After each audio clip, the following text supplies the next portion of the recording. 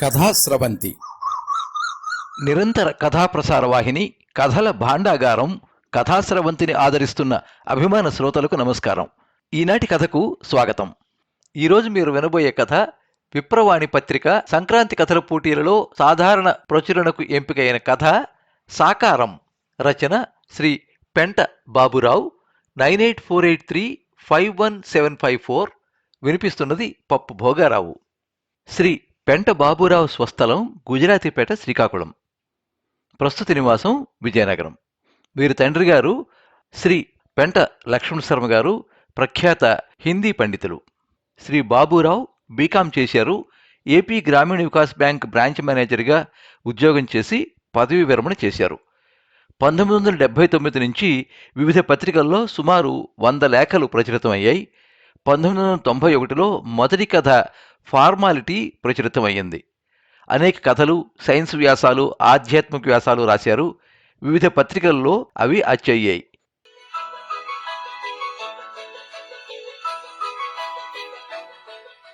అప్పుడే ఆఫీసు నుంచి ఇంటికి వచ్చిన ఆనందరావుకి కొడుకు శివ ఎదురొచ్చాడు. నాన్నగారు అంటూ పట్టుకున్నాడు. ఎప్పుడొచ్చావురా అడిగాడు ఆనందరావు కొడుకుని. మధ్యాహ్నమే అంటూ ఏం తెచ్చానో చూడండి అని టేబుల్ మీదనున్న బ్యాగులోంచి తీశాడు గులాబీ రంగు కాగితం చుట్టిన వస్తువుని.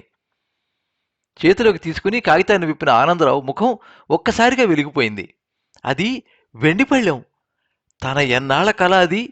మెరుస్తున్న వెండిపళ్ళాన్ని ఆనందంగా తడివాడు. నచ్చిందా అంటూ భార్య రమ అడిగింది. అవునన్నట్లుగా తల ఊపాడు ఆనందరావు.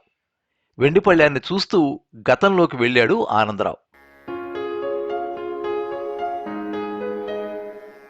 తనకు ఊహ తెలిసి 9-10 ఏళ్ల వయసు. తండ్రి శంకరం శివాలయంలో అర్చకుడు. శివాలయంలో అర్చకుడంటే మరి రాబడి అంతంత మాత్రమే.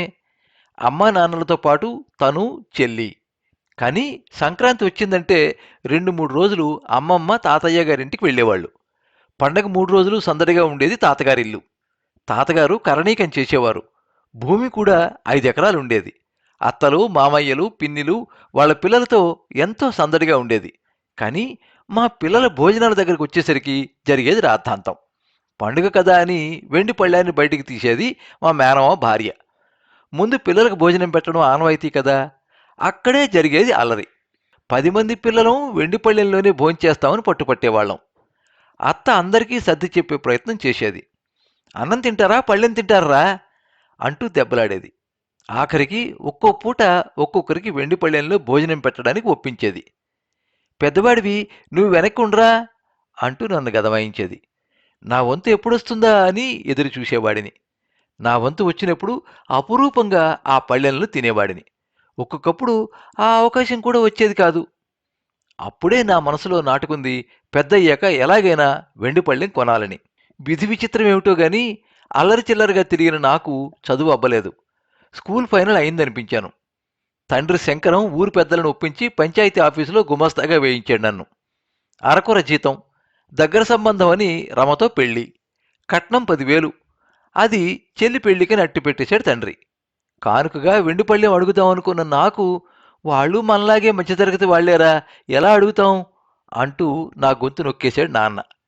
ఇక వెండిపళ్ళెం కొనడం నా తాహతకు మించిన పని అయిపోయింది.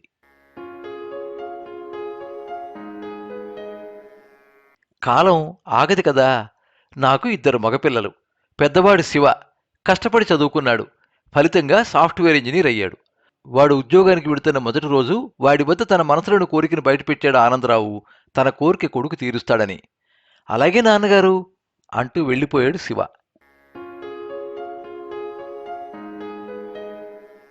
నాన్నగారు అన్న కొడుకు శివ పిలుపు విని ఇహంలోకి వచ్చాడు ఆనందరావు. ఎంతైందిరా అడిగాడు కొడుకుని. 12,000 నాన్నగారు, 30 తులాలు అన్నాడు శివ. ఆనందంగా చూశాడు ఆనందరావు పళ్ళాన్ని, కొడుకుని. అంతే, ఆ రోజు నుంచి ఆనందరావు భోజనం వెండిపళ్ళెంలోనే.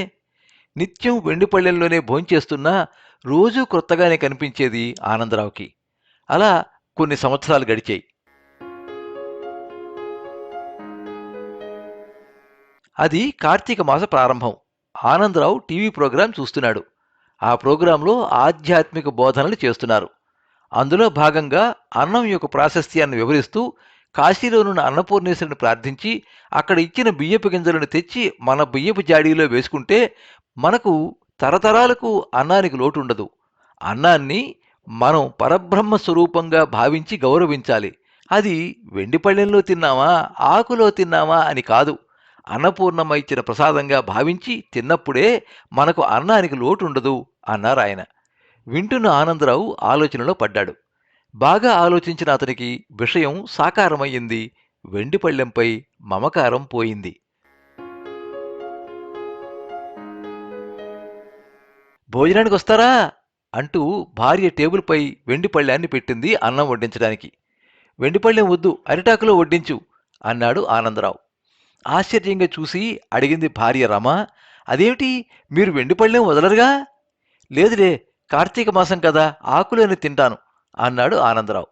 భర్తను వింతగా చూస్తూ పళ్ళెం మార్చి ఆకు వేసి వడ్డించింది. ఆనందరావు లేచాడు అన్నం తినడానికి.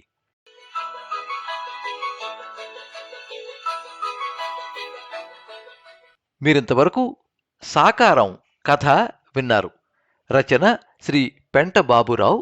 వినిపించినది పప్పు భోగారావు. ఈ కథ విప్రవాణి ద్వైమాసిక పత్రిక జనవరి ఫిబ్రవరి 2019 సంవత్సరం సంచికలో ప్రచురితమైంది. ఈ కథ మీద మీ అమూల్యమైన అభిప్రాయాన్ని కింద కామెంట్ బాక్స్లో రాయండి. ఈ వీడియోని లైక్ చేయండి, మీ మిత్రులందరికీ షేర్ చేయండి. ఇలాంటి మరిన్ని మంచి కథలు వినిపించడానికి ఈ ఛానల్ని సబ్స్క్రైబ్ చేసుకోండి. పక్కనే ఉండే బెల్ ఐకాన్ని క్లిక్ చేస్తే ఇలా అప్లోడ్ చేసే వీడియోల వివరాలన్నీ కూడా మీకు ఎప్పటికప్పుడు నోటిఫికేషన్ ద్వారా తెలుస్తాయి. ఎప్పుడు మీ అభిమానాన్ని కోరుకునే పప్పు భోగారావు. సర్వే జనాః సుఖినో భవంతు. కథా స్రవంతి